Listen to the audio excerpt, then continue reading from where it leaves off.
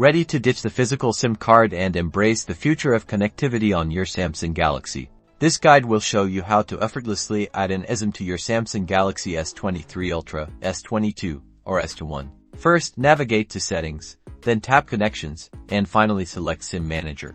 Look for the Add Esim option and tap it. This will start the Esim activation process. You will usually activate the Esim by scanning a QR code provided by your carrier. Position the QR code within the frame on your screen.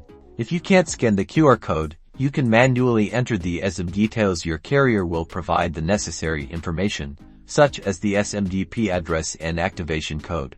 Once the Esim is scanned or the details are entered, your phone will begin activating the profile. This might take a few moments. You can now see your newly activated Esim listed alongside your physical SIM. You can customize the names of your SIMs for easy identification. Switch between SIMs for calls, messages, and mobile data in the SIM Manager settings.